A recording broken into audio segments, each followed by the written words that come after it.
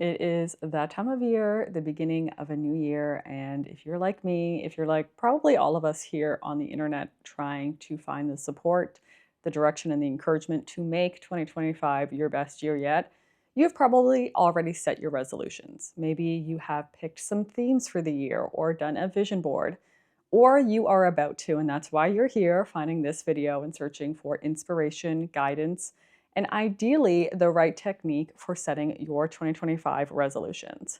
And I'm here to tell you that it's actually not setting resolutions, but rather breaking it down and doing monthly intentions.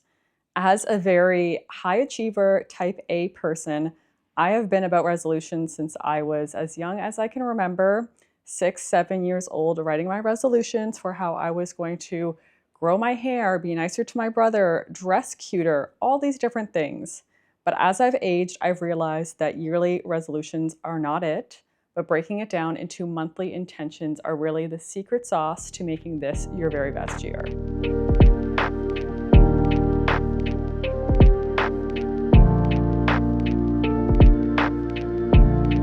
Hi everyone, and welcome back to my channel. I am thrilled to have you in this new year in 2025.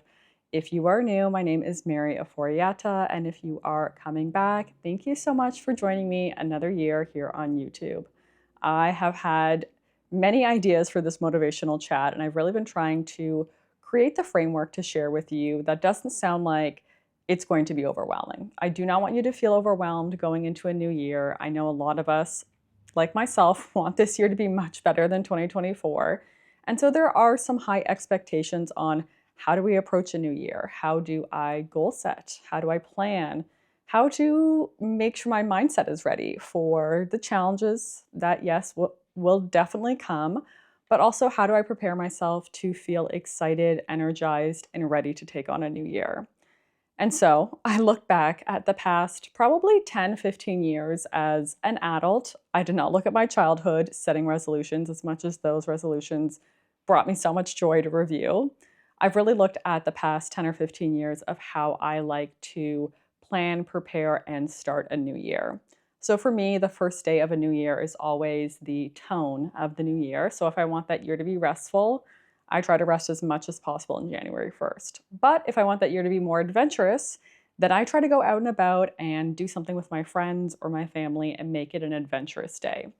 So January 1st has already come and gone. Whether you have used that day as your tone setting day or not, you could pick any day to say, you know what, this is my new year and this is the day and this is the tone I am setting for the year.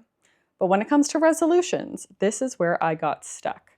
I used to love resolutions, really breaking down my goals, trying to put a date, a timeline, ideally a numerical value on my goals, whether it's financial or the amount of community that I build or the newsletter subscriber or the revenue of my business. Normally, it was very focused on a number and there wasn't a lot of room for life or flexibility. And I look back last year when the trend was to do the 4 quarters of the year. My husband and I spent about 2 hours creating a PowerPoint presentation of our 4 quarters, breaking down the year into 4 sections. But again, very, very clear with numerical targets, our points that we wanted to hit, the goals that we want to set, which clarity is important. Knowing what you want is important, but not giving yourself any freedom or flexibility for life to happen, for your goals to change, because sometimes they will, and that's totally okay. It made me realize that looking back on last year, both my husband and I did not feel as inspired at the end of the year based on our quarterly goals and resolutions, which is why I took the time to really research what I was doing before, break it down, start from scratch, and implement something completely new for 2025. This year, I am picking 3 words for the entire year. These are the 3 words that I want to have the feeling of all of the year. So rather than it being very granular, like a goal of running a half marathon or something as specific as launching a new business, this year it is 3 words. These can be feelings, they can be ideas. So for me, one is ease, another is abundance, and the last one is create. So sometimes these will go hand in hand, sometimes they'll be very much on their own, but they're not super specific. The main thing is I will feel myself when I'm in these places. I will feel and see the abundance. I will most importantly feel ease in doing what I want to do, whether it's something new or something I've been doing. There will be ease with it and not fighting and having friction. So I feel I've had a lot of friction in 2024, and I am just not down for friction. I do not want to climb up a mountain every single day. So I'm removing friction and looking for ease and following ease as a guiding point. And then create. I would say I'm a creative by definition. From a child, I have been super creative, but I have lost my ability to create. So I really want to go back to creating for sometimes just the sake of creating or creating with other people, challenging myself and creating out of the box. So as long as I am creating, I know I'm on the right path. Outside of those three words, I am not planning anything specific for the whole year of 2025. No resolutions, no lists that could be 1 to 5, 5 to 10, 25 things, which is usually where I end up going as an A-type person. And that is exactly why I am breaking it down into monthly intentions, and why you should too, to make sure that you not only achieve your goals and achieve your dreams, but also feel more in tune with what you need and adjust based on life circumstances, but also what your mind, your body, and your soul craves as the year progresses. So why are monthly intentions better than resolutions? That's a great question. The biggest thing is it allows you to adjust, to be agile, to pivot, to just go with what happens in life. Change happens. We need to be able to adapt to change. Life happens. You either get a new job, maybe you lose a job, maybe you're moving and you had no idea you were planning to move. You could start the top of the year thinking, I am staying in this city, I love this city. And then 4 months in, you get a job offer in another city and you find yourself moving, and that was not on your resolutions. So now you feel a little bit scrambled. If you do monthly intentions, you're able to base each month based on things that are happening in real time and allow yourself to pivot when you feel the need. Maybe you need to rest more and that goal of running a half marathon is not going to happen this month. Maybe you need to push it out 4 months just because of what your body needs. And by doing that, you feel better equipped to handle life as it comes, and also not so hard on yourself when you realize life happens, things change, and that doesn't mean that you failed anything.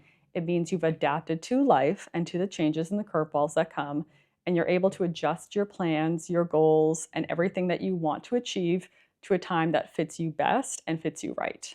By being able to adapt, you're also able to stay motivated. I know for me, this is one big thing that's hard with resolutions is the motivation quickly fades, which is why we see everyone in the gym January, February. By March, it's getting quieter, and by April, it's sort of the usual at the gym again. Motivation is not going to stay. And as I've talked about when it comes to discipline, motivation is not what you need to follow. You need to follow discipline. But you also need to make sure that your discipline strategies and structures relate to where you are, and that you feel motivated as you are sticking to something and you're able to rebuild that motivation even when it's not going to be there every single day. Showing up for yourself day after day will increase your motivation to stay on track.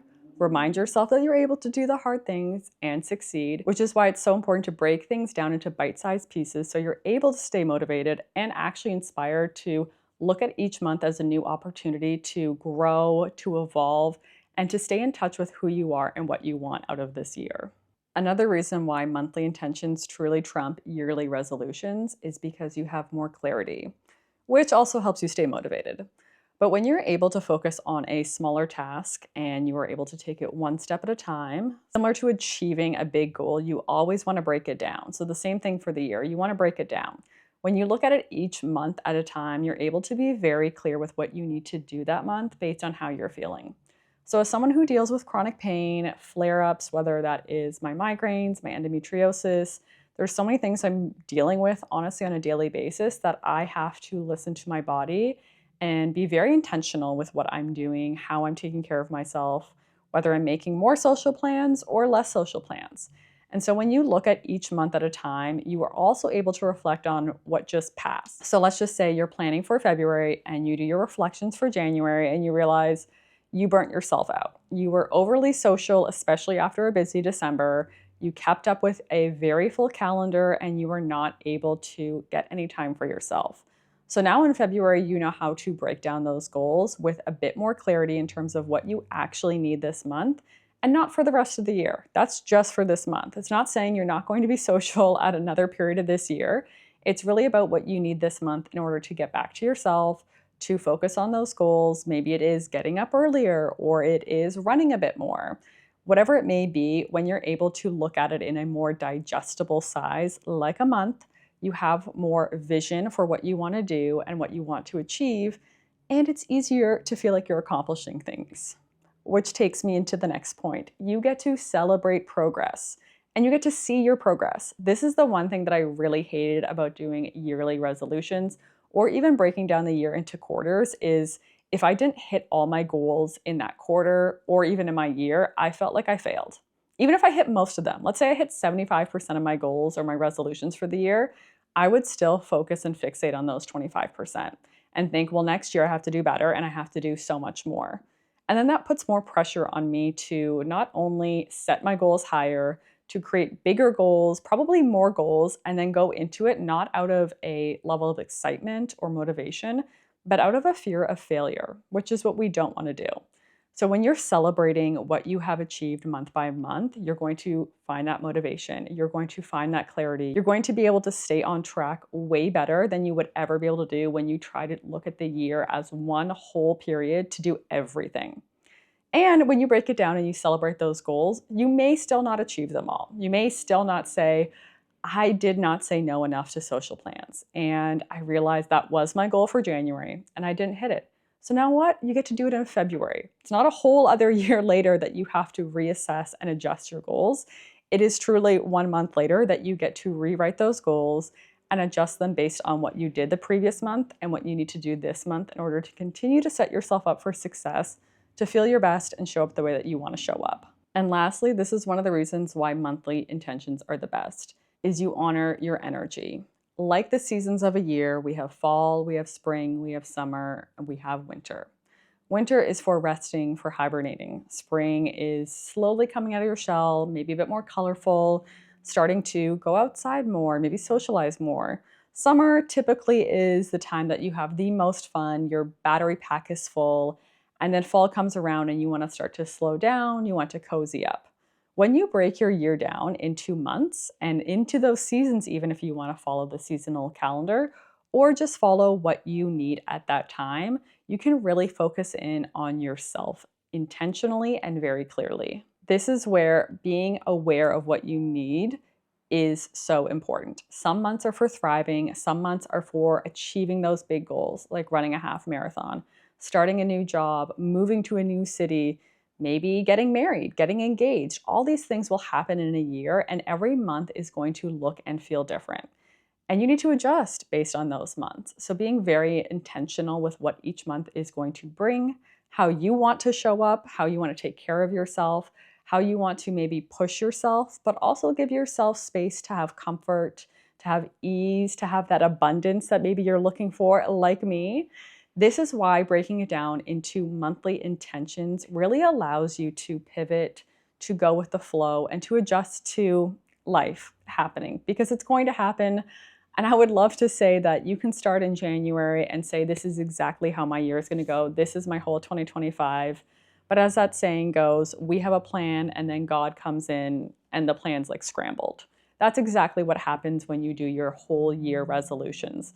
It is so hard to stay on track, and I don't want any of us to, in a year from now, wake up feeling like I did not achieve anything and now I have to do so much better in 2026.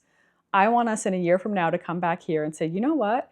Breaking it down month by month, step by step, checking in with myself, feeling what I need, how to pivot, how to adjust, how to reflect and improve, really made me realize I was able to achieve so much this year and feel good about myself while doing it.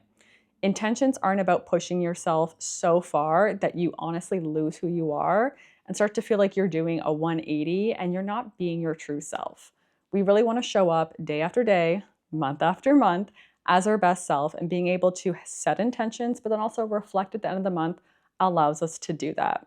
So I'm going to drop in my monthly intentions that I've started using for January, and I will be using for the rest of the year below. So if you are looking for some prompts, I put them in a little journal, and they're not really long things that you need to go through and start to unpack or unload, but it is something to give you a bit of framework and guidance for different areas of your life, to goal set, to determine what you want this month, what you want to take from maybe last month or last year, and what you want to make sure that you are doing for yourself month by month.